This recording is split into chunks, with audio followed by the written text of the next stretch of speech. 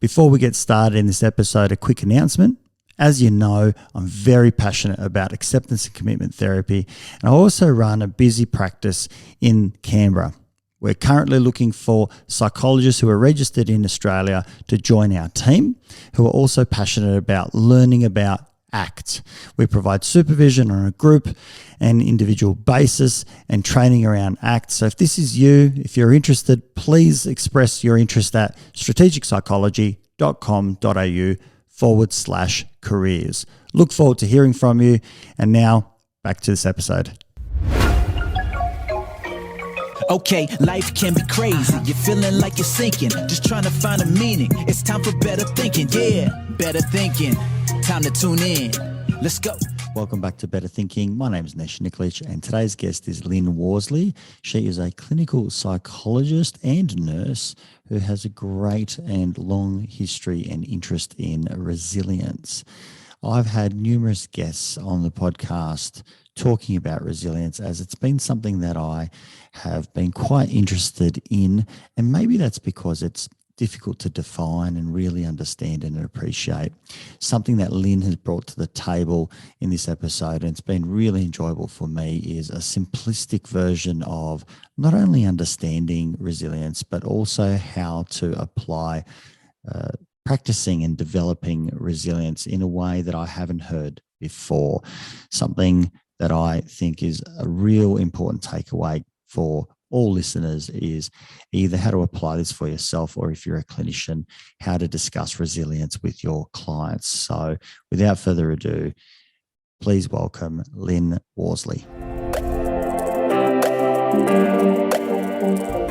Lyn Worsley, thank you very much for coming onto the show. I'm excited to hear a lot about the different hats that you're wearing. I know that obviously you're a psychologist, clinical psychologist, a nurse, a human, grandparents, lots of different hats.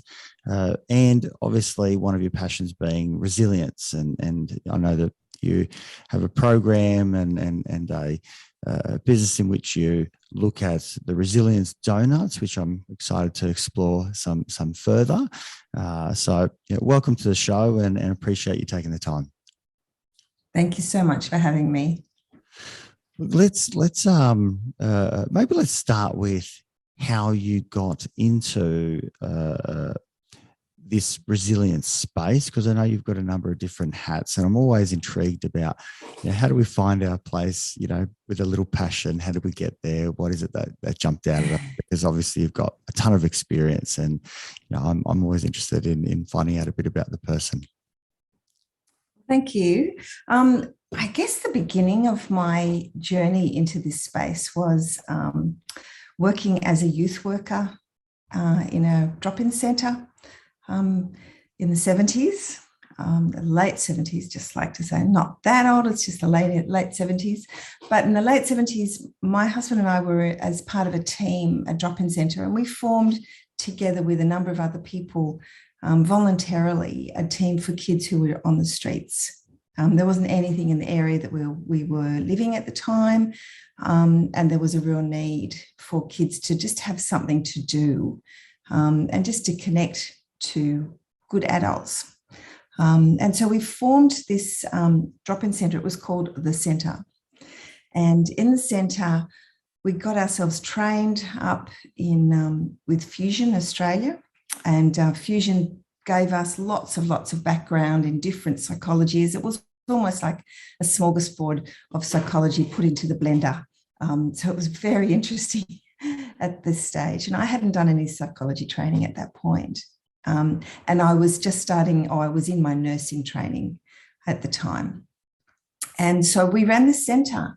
And in the centre, we had kids who were from all walks of life. That the kids would come and just hang out, play volleyball. We'd go motorbike riding. We'd surf a couple of times a week, and we'd just load up the cars and didn't know who we had. It was those days where we didn't really have to have permission notes and all that sort of stuff. And it was gold. We had fantastic relationships, but we worked out too that the best thing to do was to was not to talk about the problems that they were going through or the difficulties and why they were on the street. What we did was sit on the gutters and just talk to them about what was working. Or we'd get out our skateboard and work out what was working there. We'd take out a motorbike and pull that apart and put that back together again and talk about how that was working. And over time, the conversations came around to the things that they could do rather than the things that they couldn't. So when I finished my nursing training, I also absolutely adored working as a nurse. I loved accident and emergency. I really loved working with children. I was particularly gifted with children and young people. And I really enjoyed the mental health space. And so the centre sort of did that for us. It gave me that sort of combination of all of those things. Then, of course, I had children. And when my oldest child started smoking her crayons in a certain way, it sort of started to think that maybe I shouldn't be working in that space with her on my side. So I pulled out and we just started working in the early childhood space. During that time in early childhood, I opened with a group of other people, so it wasn't just me, neighbourhood centre and childcare centres that were really based on community involvement in the similar way that we had done the centre. So community was our big thing, and particularly in empowering the people who were new to the area of parenting in learning from each other. So we had play groups and community centres, and we had the family daycare and the family childcare and the family community centre, which wasn't childcare. So that space was just gold, and we saw many kids flourish and parents flourish, and got some really good friends still from that space. And then after a number of years working in the early childhood and child education space, I decided I'd go and do some study. So I studied early childhood education. I'd finished nursing. I thought I'll just add on to nursing because I loved pediatrics. So I did more child development, and then thought, I'll just tap into a little bit of psychology. And up to then, I'd been pretty average, just above average student. I did work, but I didn't sort of dive into it. And I chose a psychology subject, and for the first time in my life, got an A. And then did another psychology and then subject and got an A, and then kept going and started getting a really high GPA, and then thought, oh, what if I do an honours degree? And so I did an honours degree in psychology, and then of course did a master's, and now going into PhD. It was just an area that just went, oh, I love this. I love the study of psych. I love the study of normal curve and looking at where people might be. I really love the stats. And so it was a really wonderful thing for me. But while I studied, I had 3 children. I did some part-time work in TAFE, New South Wales, looking out for children in looking at early childhood trainers and working at child development, worked in the prisons, kept working in the area of bringing people together around raising children, and really felt, that whole notion of it takes a village to raise a child was really what drove a lot of my stuff. But what also happened over that period of time is that the young people that we were seeing in the centre were starting to come back and visit me as a psychologist. And they'd come back in with their kids. So they'd had children, they came back, and these beautiful, beautiful young people who said, what made the difference to us was you. It wasn't me per se, it was the centre. It was that we were there talking about life, sharing our stories, musing about what made us tick, thinking about the dilemmas of life, having times where we just sit around the fireplace and just talk about anything, but made of depth. And there were probably about 5 that came back and just said, it was you guys. And it was just that ability to be having a contrast with somebody that was not our family or our parents or our sisters and brothers. It was you.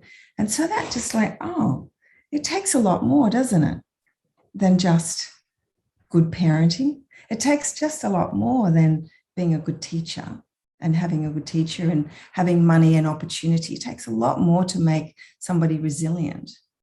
And so that's where I started studying resilience. When I started studying resilience, I discovered that I'd been working in the area of resilience from the moment that I started working. So I didn't really need to study. I didn't need to be told to suck eggs, but it just gave a formal underpinning of what I was doing. Long answer to that question, Nesh. No, thank you. Thank you. I think it really does set a stage and a platform of how the Resilience Doughnut and your work has come about. It hasn't been it's not a standalone piece of work. This is something that's evolved and in many ways started without you knowing also that there was always an intersection occurring, but it was that real moment towards the end where some of those pieces started to come together. Can we segue a little bit to what resilience is? In many ways, that story does say, how many different layers of the onion that add together to build what we might call resilience. But I'd like to hear from you what way in which you might define resilience. Okay, so if I define resilience, I think about it as being an interaction of a number of different factors. I think it's the interaction of three things. That it's the interaction of the people around you as a child or as an adult. It's the people around you or the resources around you, your work, your skills, and various people or resources that are in your life. And the interaction of those resources with your level of competence. And so your level of competence is often regarded as, you could have a skill or something and have a level of competence with that, which gives you a boost. But it could also be a level of competence in terms of your social skills, your ability to engage with people. And in the resilience research, they talk about navigation and negotiation, navigating and negotiating with those resources in a way that sort of builds your competence and probably builds the resources competence in the process as well. So it's very much an interaction. And so we could spend our time just talking about how to do that. But resilience really comes when when the rubber hits the road, where you really, really have to use all your skills and your resources at the same time, and you sharpen up those navigation and negotiation skills. So the third part is going through adversity. So it's, resources, competence, and adversity, and putting those three together develops the process of resilience. And the other aspect of resilience that I just really am passionate about is that it's a process, it's not an end point. So you're not born resilient, you're not going to do this and become resilient. You don't go to a resilience course to build your resilience so that you become resilient. It's an ongoing life process. And we have to have resources around us to navigate and negotiate with in order to build our resilience in any time and space that we're in throughout our life journey. But we don't get to a point and go, oh, I'm resilient, I'll make it, I don't need to do anything more. So that's a really beautiful way of defining resilience or understanding resilience. I think those three factors are so entwined and I can really relate to each one of those. In particular, I think that last one where the rubber hits the road, so to speak, having adversity in many ways, that is, I suppose, what gives us the confidence that the first two are there, that there are resources, and if not, I can find them. I've got the skill set to negotiate that, or to find them, and it almost takes a full circle at that point, and gives the person a sense of security, even though they don't know what's around the corner. There might be a reasonable understanding that whatever is around the corner, I'll be able to manage. I've got prior evidence for that. So how is it that one would go about trying to integrate these into their life as a process? Because as you say, this isn't you read a good book and all of a sudden you've reached 80% resilience, and then you need to do something else and you get to 90. And how do we go about thinking about resilience and instilling that in, whether it's in ourselves or whether it's instilling it in our children, and supporting friends to build that confidence in themselves as well? How would you describe approaches around that? Is that something that we just have conversation over, like in the centre, where we look at life and that good, strong social network? Is there something a bit more formal? I mean, obviously life, I think, over time does give us more opportunities to have adversity and have to overcome those. Is it in a strengths-based approach? I'd love to hear your thoughts. Okay, thank you. I think that's where I've been musing. That question, I've had that in my head for a very long time, and particularly working in the centre and in nursing, and working in early childhood and so on, and looking at people working with people in the prisons was sort of where it was a bit of a turning point for me. At any time in your life where you are isolated from other people and your resources, you plummet. At any time in your life where there's a disconnect between your resources and and your connections, you plummet. So, during the pandemic, we've seen many, many people plummet. We've got what is regarded as mental health crisis, although I'm a bit skeptical of that whole term, because I think what we've got is a massive disconnect of many people who have lost their connections that they would have had that built them up over time. So what I've researched, and I've gone right back to looking at empirical research on what are the multiple pathways that people manage to build their resilience when the rubber hits the road. And what we've come up with is this donut model. And the donut model is shape of a donut. The person's in the middle and the donut flesh is on the outside. So it's two circles. And when we've looked at what it is, it's about having multiple factors in a person's life, or multiple resources that are working together, are connected together at any time. And there's 7. So in the donut, it says there's 7 factors outside in the outside ring. And inside, we have this sort of, I have people to help me or resources to help me, and I can do something about my circumstances, and I'm a nice person. So we put in the middle, I have, I am, and I can.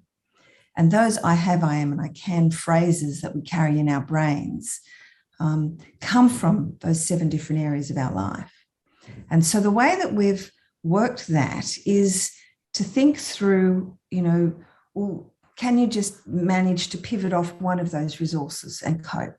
And it does okay. Can we do 2? Is 2 enough to help people to build enough resilience to cope with some adversity? Yeah, 2's pretty good. But once it hits 3 or more factors at one time, you end up with this sort of curve that does a quick jump. And the curve that does a quick jump then goes, oh my goodness, their scores on resilience have come up really high. So that we've concentrated on this whole looking for 3 things that are working. three resources that are strong, three resources that, when I say strong, that have a sufficient conflict and tension, to enable new skills and navigation and negotiation skills to happen. So some of those factors are, if it's a child, the parent factor. If it's an adult, it's the partner factor. And not everyone has good parents, not everyone has good partners, or partners at all. So we move on to another factor. And so the next one is be like a skill, something that you're good at, something you can actually not so much good at, but you keep trying and you keep getting up and going on again. The next one would be a family. So it might be aunties and uncles and cousins, or the wider family, or the mob. The next one would be the education. So looking at a school teacher or somebody within the school, or a school environment or an education environment that helps you to learn. The next one, again, is the peer factor. So friendships. And it's often about those friendships that go, oh, come on, Lyn, pull your finger out, or stop whinging, or I'm going to have an argument with you and really sharpen up your skills. And you feel a bit affronted, but you end up changing your behavior. Now, while that feels like it's not strong, it's actually a good enough friendships that enable you to become a better person. And that goes in all of them. This, what is the strength in that sort of level of conflict that gives you, that sharpens your tool. The next one we talk about is community. And in the community, you have a faith, a moral compass, because quite often in a community, there is communities that are put together by faith groups. And in that, we see people who are really connected to their communities really flourish because of that. Then there is the money factor, the finances. And initially, when they researched all of this, they sort of thought, oh, rich kids will have more opportunities, and so on. But when you look at the resilience research, those children who were brought up in wealthy families are not all that resilient. They don't seem to have that efficacy, almost like that sense of, somebody else will do it for me, or I'll just buy another one.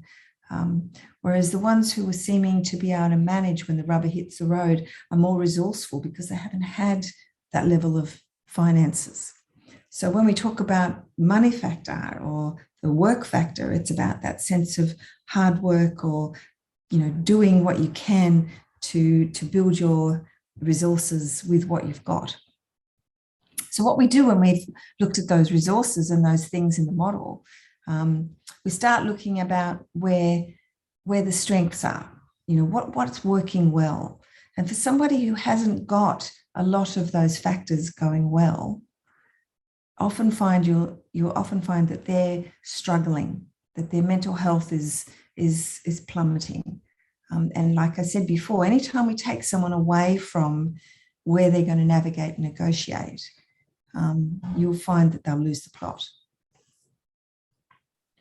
I like this concept of there being tension in those 7 areas, or even within the 3 primary factors, because it almost speaks to that. If someone has great finances, for example, there might not be enough tension in there. If someone has very low resources financially, there might be too greater tension, and that could undermine other factors as well. And if there's a right amount of tension, it almost fertilizes or creates the environment for someone to have that adversity, that hardship, but still able to negotiate about how to get an outcome, maybe juggling some other factors as well. But there's almost like it sounds like, and I hope I'm getting this correct, it sounds like there is a sweet spot. Not that we're necessarily aiming for that, because that's probably unhelpful as well.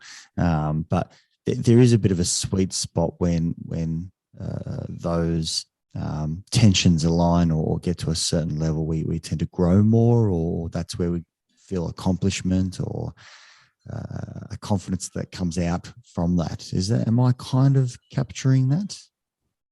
Yeah, I think that you're capturing that very well. And I think when we think about that level of tension that comes along with, in each of the factors, and each of the factors have that pull. I love the term tension because what we know from some of the researchers, Michael Unger, who is a good friend and also a very, very good researcher, talks about having tensions that keep us well. If things come too easy, we don't develop the skills that we need. If you go to the gym and you only have to do 3 repetitions on no weights, well, you're not going to build any skill, any muscle. And it's the same thing, is that when we've had enough tension, we're going to actually become quite strong. And so that means too, when we're thinking about the child as they develop, we start seeing tension as being an opportunity. We start seeing situations of bullying. I hate using the B word because I find that, come on, this is the child is in a relationship with somebody else who is a child, is also working out how to navigate and negotiate the world. And it's not going to feel good, but in that, they can learn compassion. In that, they understand what it feels like to abuse power and have a reflection point around that. And so there's this sense of not necessarily leaving them to it, but seeing it as an opportunity for growth, to see that tension rather than rescuing a child and taking them away from the situation where they're not going to learn how to manage someone difficult into the future. So we talk a lot about taking advantage of adversity as it comes our way. Thinking about the pandemic, the adversity there is a worldwide level of adversity, but some people seem to flourish in lockdown. Others don't seem to flourish in lockdown. And so those who seem to flourish, when you actually unpack that, they're locked down with their family. They can work at home with their work. They are able to go out and do some exercise. They are able to connect with other people in a different sort of a way. They really quite enjoy the whole Zoom process. And those are the people who are flourishing. Those people who are struggling are disconnected from the people that they didn't realize were giving them a boost, that were causing some sort of level of tension that made it so that they could, sharpen up some of their skills. And so I think what we need is to have an awareness that when we see tension and difficulties coming our way in each of our resources, it's not that this resource has become weak, it's resource that's become strong enough to manage some more tension. I've got enough social skills now to manage my parent difficulties. I can actually have more conflict with my parents because now I'm starting to stand up for myself and I'm developing as a person. So that's helpful. It's really elegant that in what I'm taking away is that sometimes potentially what we're doing is looking at the world in kind of like a harming way rather than an opportunity way. And that sometimes what we do is intervene so early that we remove the opportunity of adversity, like in the bullying scenario. As you were talking, I was reflecting on my daughters who are quite young, and at least for a stage, I remember the eldest was probably more, was less equipped to deal with social tension. And so when the younger one would, let's say, argue with her or take something from her, even though she was elder and stronger, or, the younger might even hit her, she would run off crying and she didn't have any skills. She didn't know how to deal with that. And I remember assisting her with asking about, what could you do that maybe brings a bit of your power back, because she didn't understand that there was a power problem there. She was just lost the fight, so to speak. And even with a few little skills about that she can stick up for herself, it did give her more negotiation power. I didn't realize I was doing these things, but in this sort of context, she started to negotiate the world, and she's going to need lots of that context, because in life she's going to be air quotes bullied, or maybe she'll just meet people in life who have got different opinions or different agendas to hers, and they might be stronger in the way that they negotiate. I love the term negotiate and navigate. I've got a very close friend and colleague, and I was staying at her place when they were living overseas, and the kids were fighting. They were arguing like crazy, and you could hear this squeal, and she just didn't budge. She's just sitting there chatting to me, and I thought, oh, okay, must be okay. And one of them came down and was crying, and she said, so-and-so's taken my ball or it's doing all of this stuff. And she just looked at him, she goes, so did you negotiate? No, they couldn't. Well, you better go and try.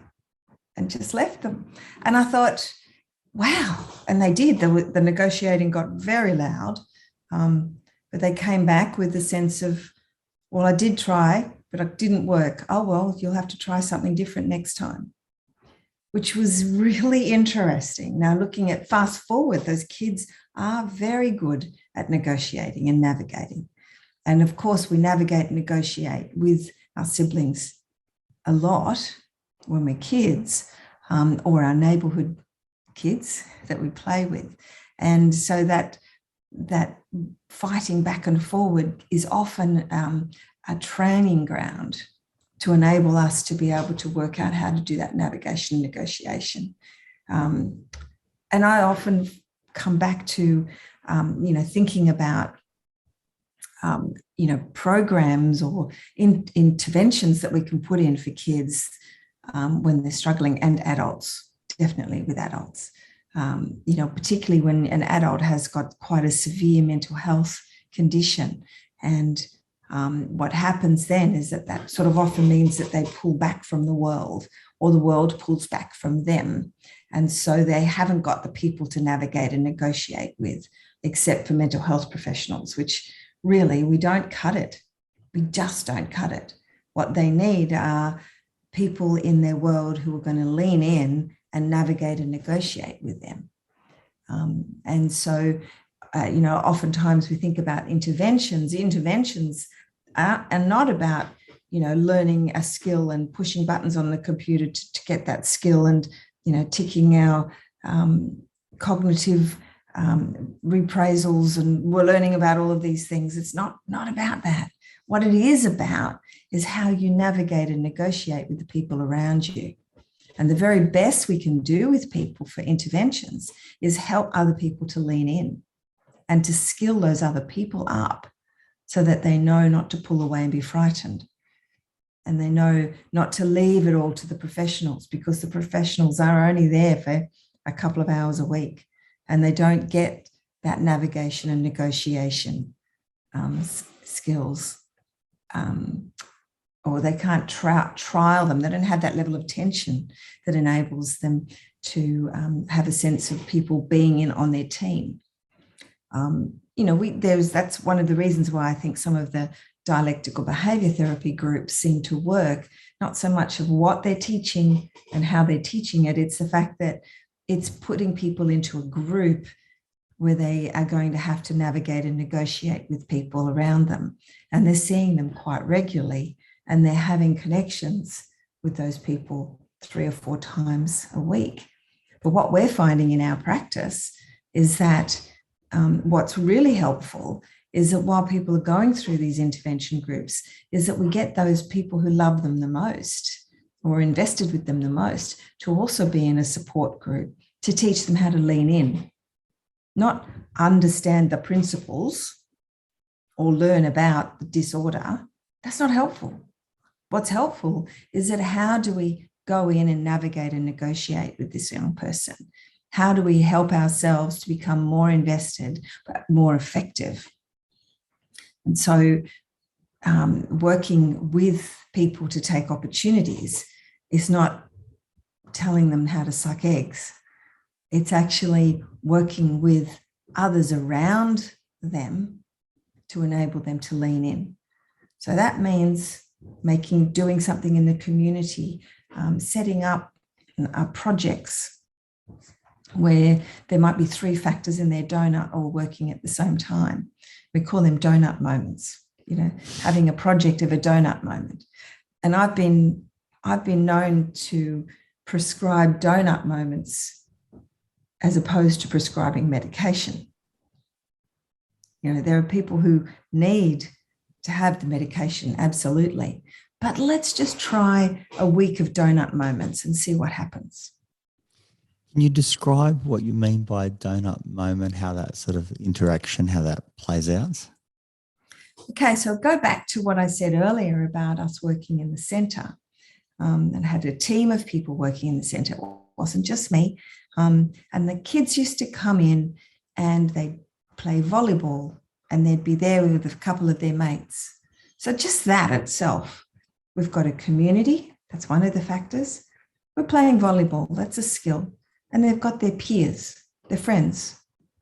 And that is a donut moment. It's 3 factors all at the one time colliding in an activity or a project. Another donut moment would have been the kids would turn up, 5 o'clock in the morning to go surfing. So they'd be there with some community people, which were the volunteers, myself included. They'd have their surfboard under their arm, popping it on the surfboard or throwing it in the back of the wagon. That was the second one, and then going surfing. And the third one is that they were there with friends. Invariably, they'd turn up with a mate. And so that was 3 again. And in that time, when we're doing a donut moment, there's conflict because we're trying to catch a wave. There's conflict because we have to be up at 5 o'clock or that they won't wait for you. There's conflict because your mate turned up and he didn't have a board, so you have to share that board and you don't really want to. And sometimes you get all the way out and you're so exhausted that you can't catch the waves. So you're tired. And in that time, we're bobbing around with other people like myself who are sitting there chatting, talking about the waves, talking about what you can do. And you have these conversations at the end, which then build up a sense of I can do this. I have tried this before. I am a good person. They seem to like me. And that will then flow on to the other factors in their life. We saw kids flourishing more at school, but we weren't actually working well with them at school. We saw their relationships with their parents increase. We weren't working with their parents at all. We were doing something that was a donut moment. We were connecting those. Now, when we work in our Resilience Centre, we run groups, but that's not a donut moment. The donut moment needs to be a third in there. And this is where one of the groups that we're running at the moment, we're going, well, the third one needs to be people who are most invested with them. It may not be the parents, it might be the grandparents.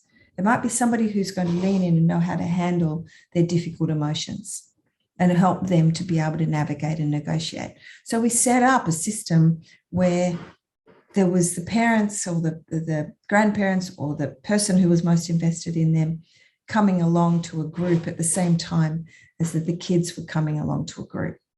And so that's like a donut moment in the same building and the same facility. We're all learning this together. And when we come back, it's like, oh, did you learn about this part? Did you learn about this part?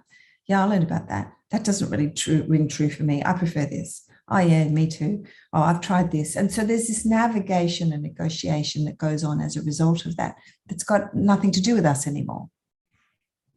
Mm-hmm. So all we're doing, we talk about activating the strengths, activating the donut strengths. And by activating them, putting the 3 together, because remember, we saw this curve happen. 1 factor, 1 at a time, it doesn't do great. 2, it's okay. 3, all of a sudden, there's a big change.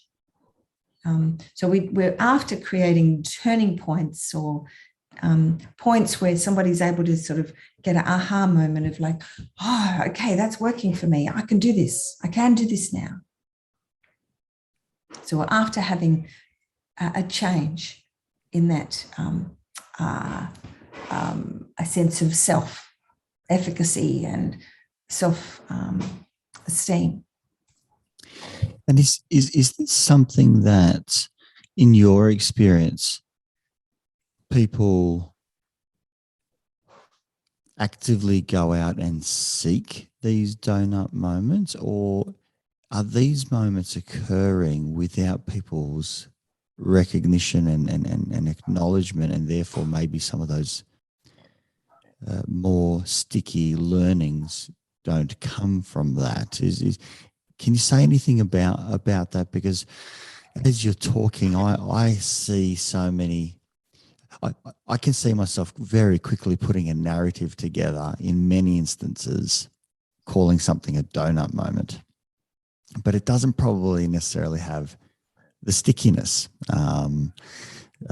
or maybe it does. What is it that there still needs to be that level of tension that occurs? Is there something that is almost like the primary catalyst? So even if we get 3 of those things in the room, does tension play that role where there's a healthy amount of negotiation or a healthy amount of tension that occurs that makes that a little bit more takeaway for people? Can you talk about that a little bit? I'm not sure if I'm sort of posing the question well. No, I think you're posing it very well, and I think I can hear your musings around that. I think it's really lovely. The tensions in a donut moment are not felt as strongly, because in a donut moment you're tapping into the areas that are the easiest and most pleasant for you. So having your easiest and most pleasant means that you're more likely to navigate and negotiate well and not feel the tension. But it might be that you are going through a particular adversity.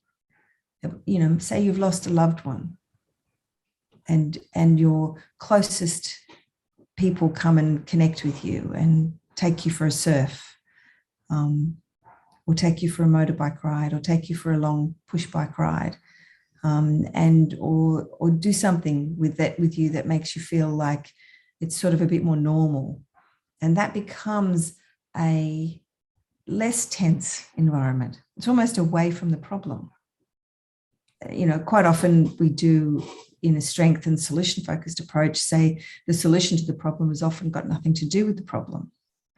You can't bring a loved one back when you've lost somebody, but you certainly can have a situation where there is a sense of an easier space. And in that easier space, it's like, I do have people to help me cope, and I am okay, and I can do things to change my circumstances. I've just worked at the gym with my best mate, and I've got a few other people around there. It's just this real community at the gym, and now I can come home and I can work out a funeral service. So the tension may be in those 3 factors that are strong, but you don't notice them. You do them a lot easier. And so the tensions are almost like, I can practice that. I know how to do that. I can go a bit harder this week because I know how to do it. And that means then I can go into the other areas and have a flow on where it's like, oh, this is hard. But you know what? I can do it. I can cope. And we've seen this time and time again with kids at schools who aren't coping at school. To do something outside of school, skateboarding, doing things that they're able to do, and feeling like they're connecting with their loved ones or their people that really care about them. And somehow they come back into the environment that's tough with a bit more of a buoyancy. And then they can navigate and negotiate a little bit better. But the tensions, when you're talking about the tensions, we're not looking for unpleasant, difficult tensions. we're looking for an environment where the tensions are almost not noticed because the skills or the navigation and negotiation is most optimistically used. So it's where, who are the people that are most invested in you? Who are the people that are more likely to have a sense of, belief in you? Who are the people that are going to be more likely to give you the benefit of the doubt when you have a meltdown? That's when we're talking about tensions. It's important to have the right family and friendships, or as you mentioned maybe before, the right teachers or coaches, those around you that maybe a relationship is already there, it's been forged, and so there can be a challenging of one's position, but it's not adversarial. It's probably much gentler and kinder and thoughtful and compassionate, but it's still a challenge nonetheless. And so it gets someone to rethink their position, maybe still hold their position, but the capacity of even being able to sit with two positions in the room rather than having to win a fight, so to speak, could be hard. Could be a challenge in and of itself. But having that community or that space is really important to foster, whether it's skill development or whether it's learning something from an education perspective, whether it's talking about one's finances or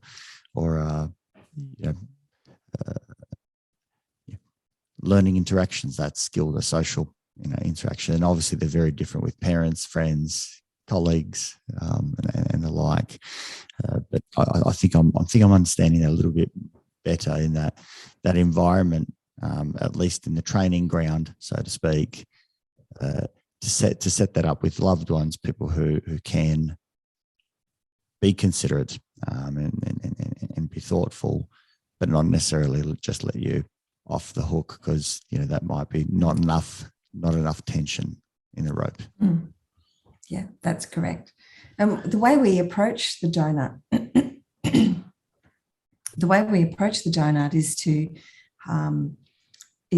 in a number of ways. If we're working with youth workers and psychologists and counsellors and school counsellors, what we do is we teach them the principles of the donut, and oftentimes they can inadvertently bring in the donut 3 strengths in some way. And if you're a school counsellor, you can work behind the scenes and talk to the teacher, their favourite teacher, and make sure that the child is in the same class with some of their best friends, particularly if they're going through a particularly difficult time.